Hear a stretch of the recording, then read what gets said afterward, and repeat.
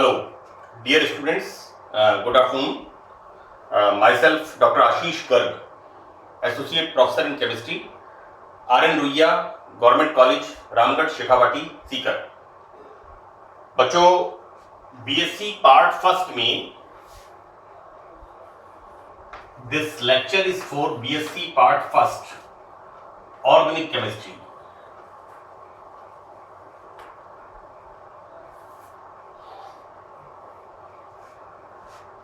This is for the organic chemistry and this is the part 7th part of this unit. This is the last topic. This topic is polymerization. So first of all, हम एल्काडाइंस पढ़ रहे थे और एल्काडाइंस में हमने detail में conjugated एल्काडाइंस को study किया है. मैंने बिगनिंग में ये कहा था आपसे कि कॉन्जुगेटेड एल्काडाइंस की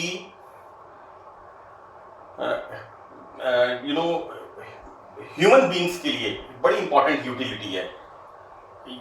इससे पॉलीमर फॉर्म होते हैं and various sort of rubber formation, polymer formation, latex formation and everywhere. हम कंघी यूज करते हैं, टायर यूज करते हैं. हम हमारे दैनिक जीवन की जो डेली यूज की जो थिंग्स हैं उनमें रबर का एक बड़ा इंपॉर्टेंट रोल है. तो सबसे पहले तो मैं आपको इसमें बताऊंगा व्हाट इज वल्केनाइजेशन. कई बार इसके ऊपर एक छोटा सा शॉर्ट नोट पूछते हैं और अक्सर कॉम्पिटिटिव एग्जाम्स के अंदर भी पॉलीमराइजेशन एंड वल्केनाइजेशन इसके ऊपर सवाल पूछा जाता है. So it's a very important topic. So what is vulcanization. बच्चों, जो नेचुरल रबर होता है वो नेचुरल रबर बना हुआ होता है इसका.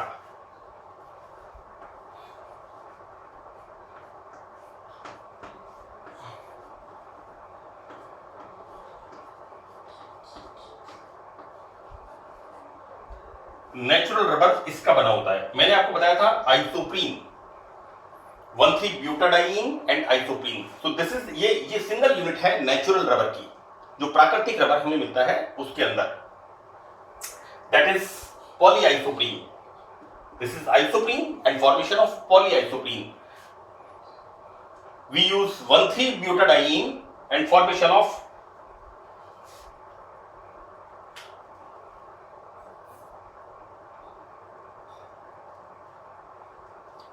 1,3-ब्यूटाडाइईन से रबर की तरह का प्रोडक्ट फॉर्मेशन होता है.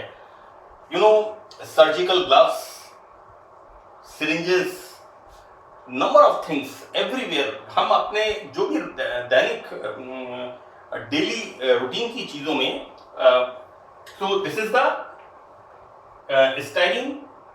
This is not Stalin, it is isoprene. This is the formula, this is isoprene. तो बेसिकली जो नेचुरल रबर होता है इट्स वेरी इलास्टिक. जो सर्जिकल ग्लव्स होते हैं वो बहुत ही इलास्टिक होते हैं. रबर बैंड्स हम यूज करते हैं या जो नेचुरल रबर है इट्स वेरी इलास्टिक, हम खींचते हैं, राइट. अब इसमें टेंसिल स्ट्रेंथ मतलब तनाव को रजिस्ट करने की कैपेबिलिटी बहुत कम होती है. अब हम करते क्या है, नेचुरल रबर में सल्फर के साथ इसको हीट करते हैं. तो सल्फर को हीट करने से यहां फॉर्मेशन होता है पॉलीस्टाइरीन. जो what is polystyrene. This is natural rubber. इस नेचुरल रबर को, this is the natural, polystyrene is the natural rubber. इस नेचुरल रबर को जब हम सल्फर के साथ हीट करते हैं तो basically what, this is the natural rubber. Fine, this is the natural rubber. अब हम क्या करते हैं, इस नेचुरल रबर को हम हीट करते हैं सल्फर के साथ. तो होता क्या है कि इसमें जितने भी ये डबल बॉन्ड्स होते हैं ये सब डबल बॉन्ड्स सल्फर के साथ एक ब्रिज बॉन्ड बना लेते हैं. सो दैट एक क्रॉस बॉन्डिंग हो जाती है and they form A sulphur bridge bond. It's wrong here, we should correct it. Carbon is tetravalent, so always it's this carbon is tetravalent, this carbon is tetra, तो इस तरह से sulphur bridge form कर लेते हैं।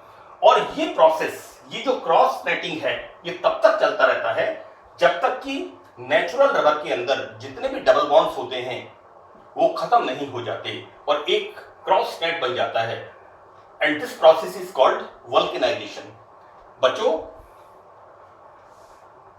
हम charger के लिए, मोबाइल चार्जर के लिए यूज करते हैं रबर, हम फ्राई पैन्स में हैंडल यूज करते हैं, प्रेशर कुकर्स में हैंडल यूज करते हैं, तो उसके अंदर क्या होता है, उसमें वो हार्डनेस होती है, उसके अंदर उसके उस पॉलीमर में हार्डनेस होती है, that is due to this sulphur bridge and number of many process. क्योंकि मैं अभी सिर्फ इस चैप्टर से ही कनेक्टेड बताऊंगा, because polymer is a vast field, vast industrial field. Polymer एक बहुत बड़ा, एक विस्तृत क्षेत्र है, तो हम सिर्फ अपने सिलेबस की बात पढ़ेंगे।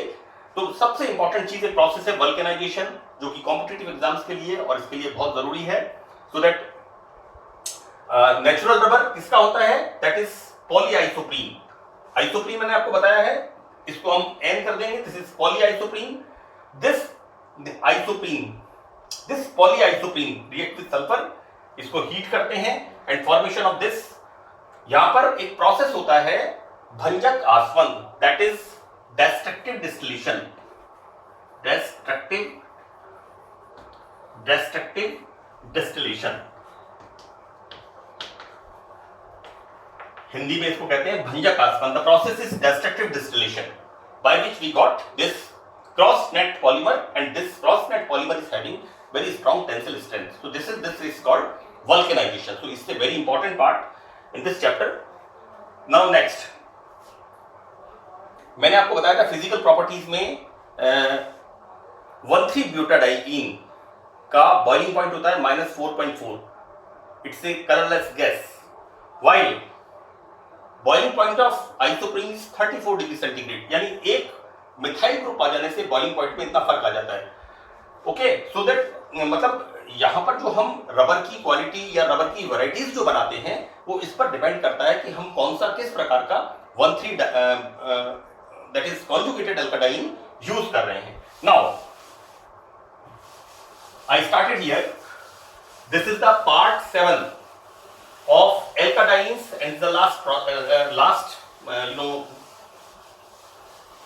last topic of the chapter.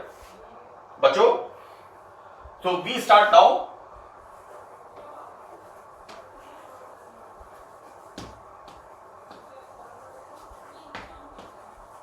polymerization. We start now polymerization.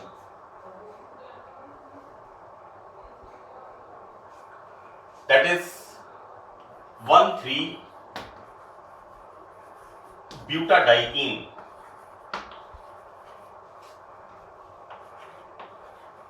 Peroxide की प्रेजेंस में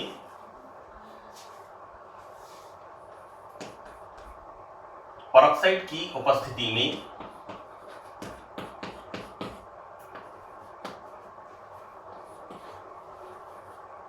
free radical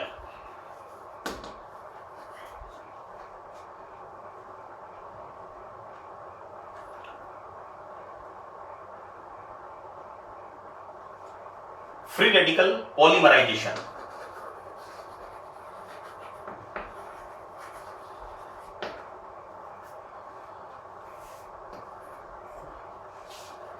this is either SATION or ZATION, so it's British and American accent.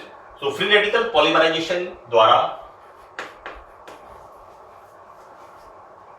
Rubber की तरह का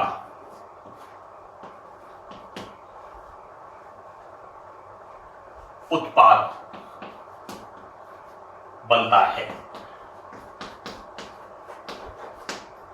So this is 1,3-butadiene, and this 1,3-butadiene in the presence of peroxide and formation of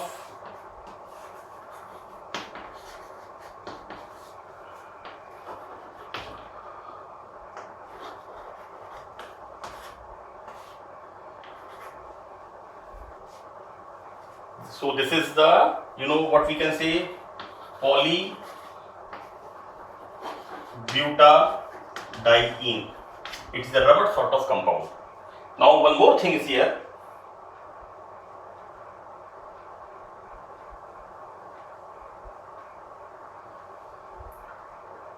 natural rubber we got from the plants, लेकिन जब हमने plants के natural rubber को study किया और हमारी रिक्वायरमेंट्स ज़्यादा थी तो हमने इसको आर्टिफिशियल प्रिपेयर किया, so that when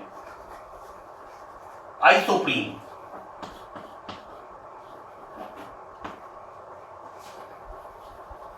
react with sodium और इसको हम गर्म करते हैं,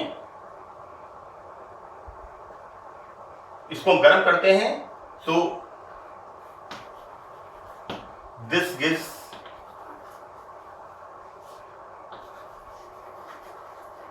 rubber like,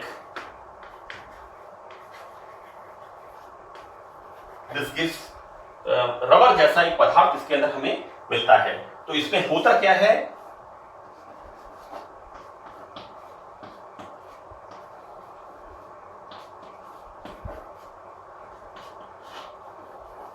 this is the isoprene, this react with this sodium metal, ये sodium metal, this is a 281 having single electron, यहां पर इसमें ये बॉन्ड यहां से ब्रेक होता है और यहां पर like this, okay, so free radical reaction is going on.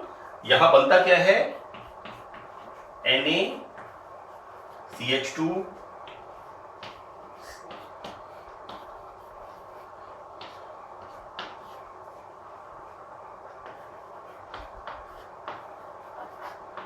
इस तरह का। सो formation of this free radical, यहां पर again this react with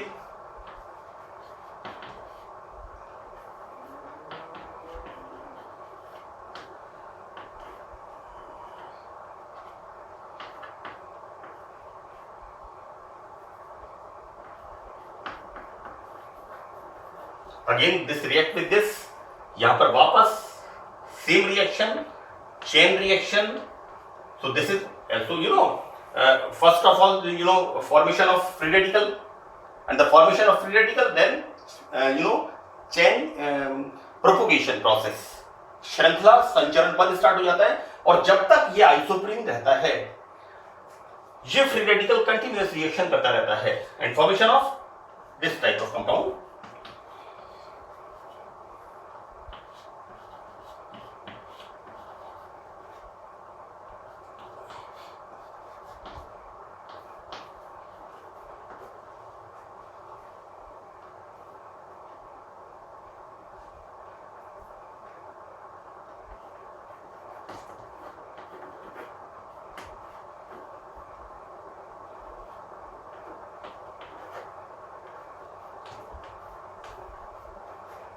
Again formation of this type of free radical, fine.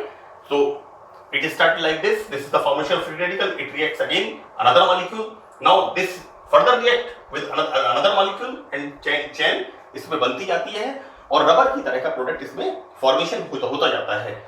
Actually मैं आपको बता दूं, this is the natural rubber, this is the unit, this is ये जो यूनिट होती है इसके अंदर, ये वाली यूनिट जो होती है, ये जो यूनिट इसमें होती है, जो बॉन्ड फॉर्मेशन होता है further, this is the natural rubber. Okay, now we start mechanism of the reaction.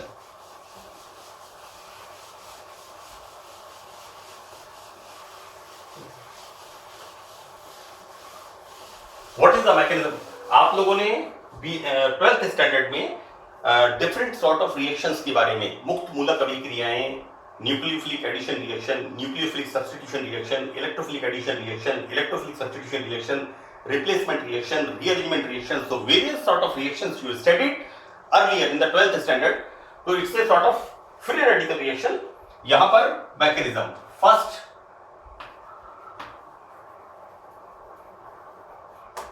formation of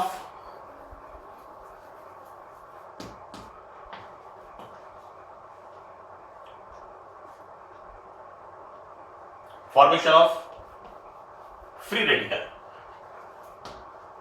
formation of free radical बच्चों मैंने आपको अभी अभी पढ़ाया था इसके पहले कॉन्जुगेटेड एल्काटाइंस की फ्री रेडिकल एडिशन रिएक्शन है ना, उसके अंदर peroxide, this is the peroxide,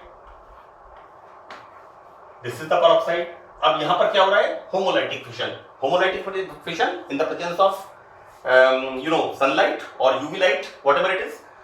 So formation of free radical, so we are using here like this.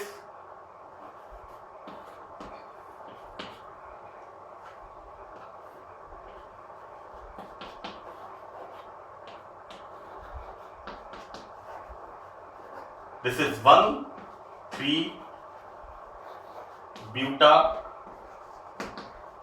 This is the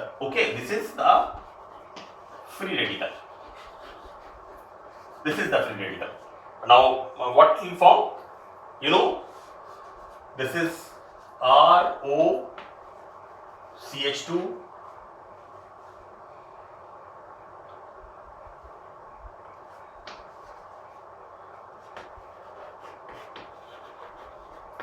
this is formed like this. Now further this is the formation of free radical, and further this in the second step, this step is called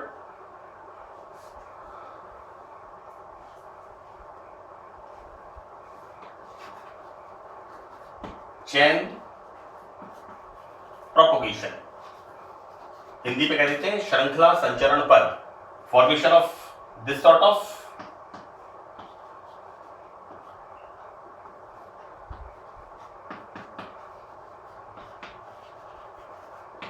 ये हमने ले लिया free radical, then this will react with again another molecule of 1,3-butadiene and formation of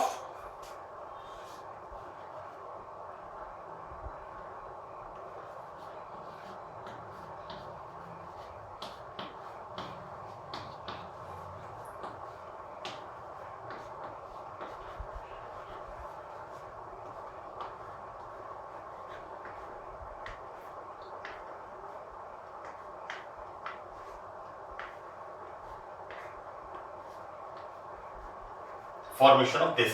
so and this process is going on, जब तक हमारे पास 1,3-ब्यूटाडाइन रहेगा ये process चलता रहेगा। एंड एंड लास्ट में इसमें हम हमेशा जब भी फ्री रेडिकल मैकेनिज्म पढ़ते हैं, first of all the chain initiation, that is formation of free radical. So this is homolytic fission and formation of, this is the formation of free radical. This is the formation of free radical. Now this is the chain initiation, then chain propagation, and the last is chain ending. श्रृंखला समाप्ति पर। तो last में इसमें क्या होता है,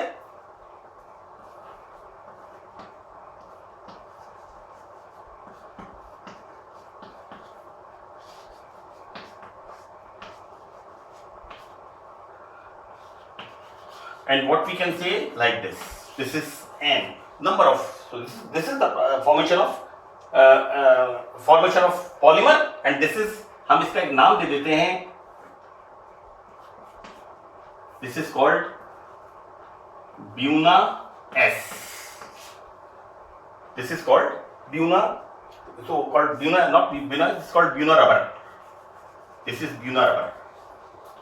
बच्चों एक बात मैं और बता दूं कि सेकेंड वर्ल्ड वॉर के टाइम में Russian forces, British forces, German forces and US forces, आप इसकी हिस्ट्री जब पॉलीमराइजेशन की पढ़ेंगे तो वहां क्या था, वॉर के लिए जो सोल्जर्स थे उन्हें शूज की जरूरत थी, रबर की जरूरत, क्योंकि साइबेरिया में उधर ठंड बहुत ज्यादा होती है।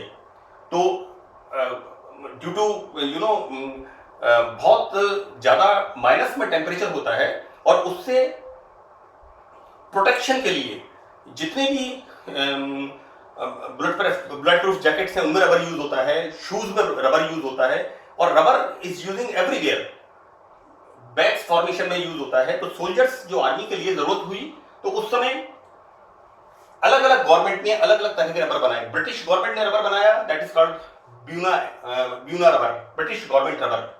अमेरिकन गवर्नमेंट ने बनाया, उसका रबर का नाम अलग है। जर्मन गवर्नमेंट ने अलग तरह से बनाया। तो उस समय इनके नाम, वो जो ट्रेडिशनल नेम है, तो this is Buena rubber, Buena rubber is the British government rubber.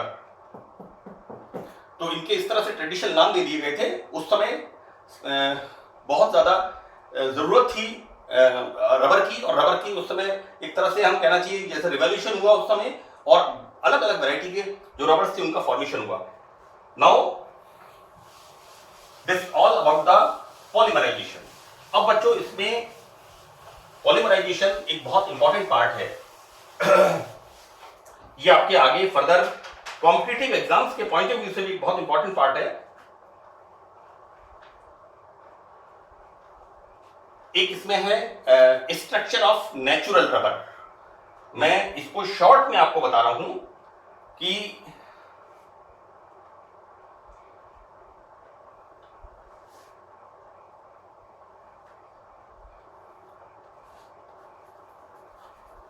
Structure of natural rubber. Basically जो नेचुरल रबर होता है, इस नेचुरल रबर का जब हम भंजक आसवन करते हैं, दैट इज डिस्ट्रक्टिव डिस्टिलेशन, इसको बुरी तरह से गर्म करते हैं, बहुत हाई टेम्परेचर पे गर्म करते हैं, तो यहां फॉर्मेशन क्या होता है? Formation of this. और इसके बारे में मैं आपको बता चुका हूं, this is the isoprene. This is the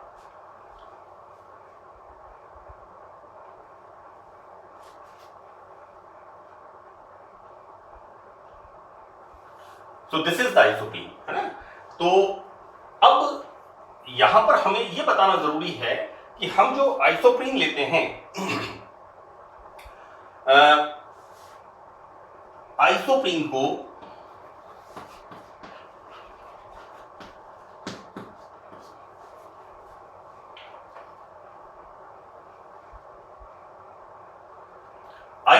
को कंसंट्रेट HCl में गर्म करने पर रबर जैसा पदार्थ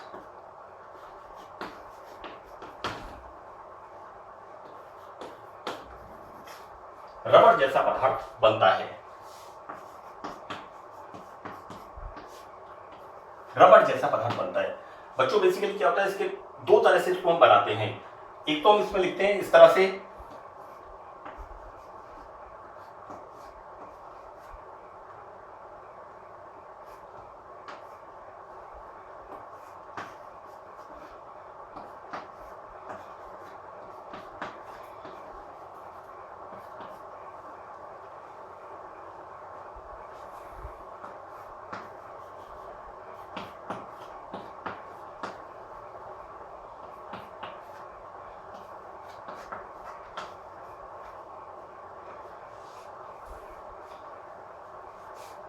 एंड सो ऑन। इसको आप आगे बढ़ाते जाइए, इस तरह से बनता जाएगा आगे। यहां पर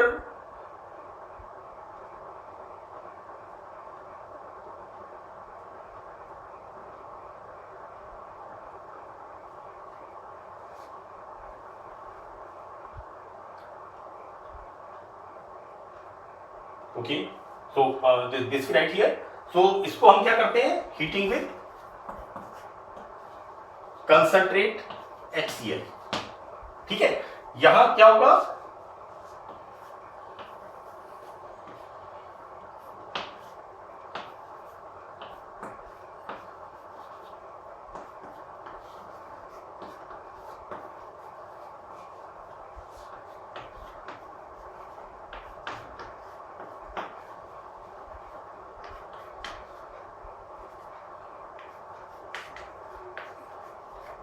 कि इस तरह से इसका फॉर्मेशन होता जाएगा, फर्दर इसकी चेन इसकी इस तरह से बनती जाएगी, and this is the formation of you know, इसको हम कह देते हैं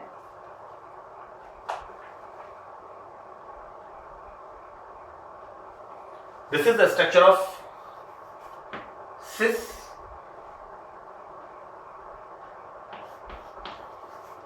पॉली आइसोप्रीन स्ट्रक्चर।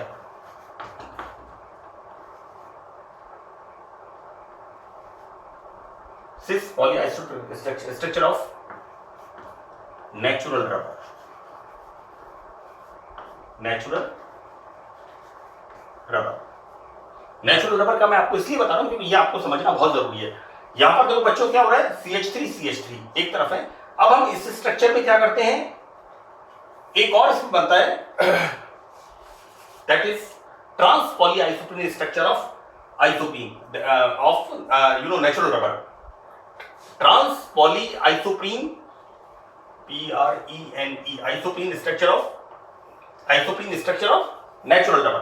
तो यहां पर हम क्या करते हैं,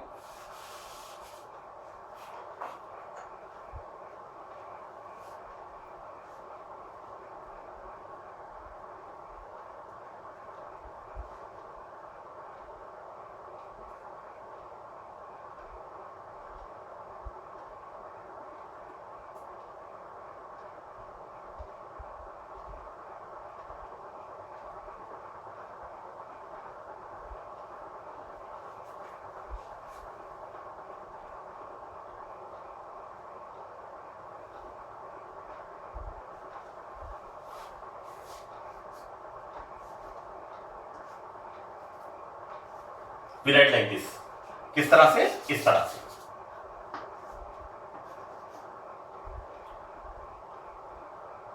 CH2 double bond C, CH3 single bond CH, CH2। What I am saying कि जो cis isoprene structure of natural rubber हमने बनाया था ना, उसके अंदर हमने क्या यूज किया था, बोट फॉर्म। मैंने आपको स्ट्रक्चर एंड स्टेबिलिटी में बताया था कि जो 1,3-ब्यूटाडाइन है या कॉन्जुगेटेड एल्काडाइन है, वो दो तरह के स्ट्रक्चर, एक समकक्ष एक विपक्ष, ठीक है ना। तो समकक्ष स्ट्रक्चर हमने जो अभी यूज किया था इससे पहले, that is sis polyisoprene structure, उसमें हमने लिया था बोट फॉर्म स्ट्रक्चर। यहां पर हम ले रहे हैं, यहां पर हम यूज कर रहे हैं chair form structure, right. So again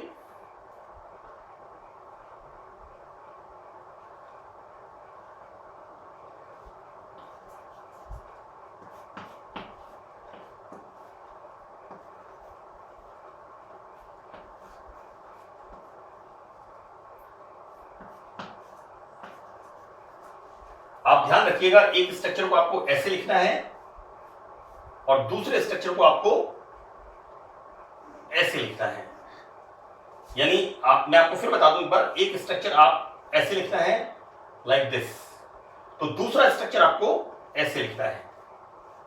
फिर आपको स्ट्रक्चर को, अगले नेक्स्ट स्ट्रक्चर को इस तरह से लिखना है, एंड नेक्स्ट स्ट्रक्चर को आपको इस तरह से लिखना है, ठीक है। इसमें कंफ्यूज मत करना, क्योंकि एक हमारे पास बन रहा है cis polyisoprene structure of natural rubber, और दूसरा बन रहा है हमारे पास trans polyisoprene structure of natural. मैं आपको बता रहा हूं बच्चों, जो हमने पहले वाला बनाया था उसके अंदर हमने इसको यूज किया था लाइक दिस। यहां पर ये जो CH2 बॉन्ड है, इनमें बॉन्ड फॉर्मेशन हो रहा था, फाइन। जबकि यहां पर हम क्या यूज कर रहे हैं, लाइक दिस, चेयर फॉर्म, ये chair form, then again like this, then again like this, इस तरह से, ओके। सो दैट यहां पर जब हम इसको कंसंट्रेट HCl के साथ हीट करते हैं, then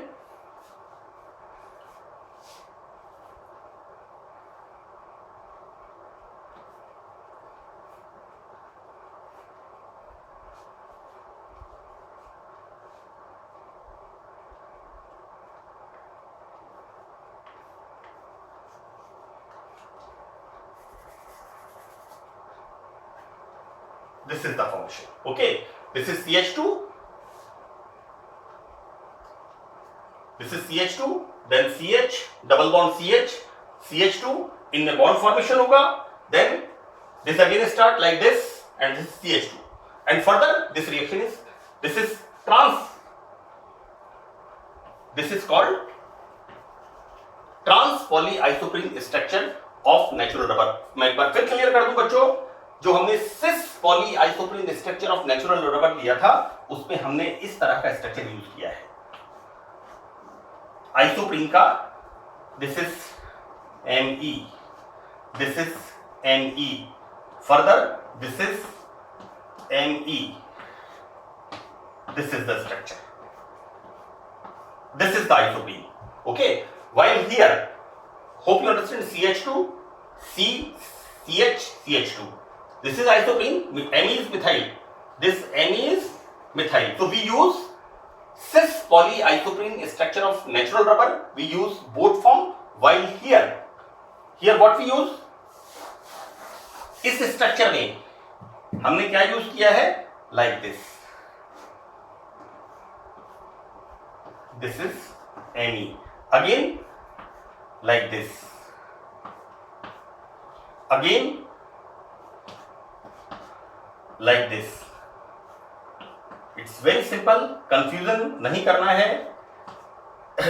CH3, this is Me and further like this, this is the like this. यहां पर क्या हो रहा है, यहां पर क्या हो रहा है, यहां पर एक मिथाइल इधर है, एक मिथाइल इधर है, तो this is trans polyisoprene structure of natural rubber. This is all about the polymerization, that's all. इसमें थोड़ा और डिटेल स्टडी, मैंने सारा इसका मैकेनिज्म बता दिया है, तो इसमें और फर्दर आप डिटेल स्टडी थोड़ा आप करेंगे, जिसमें आप different sort of rubber, suppose आपसे पूछा GRI-S, that is government rubber S, and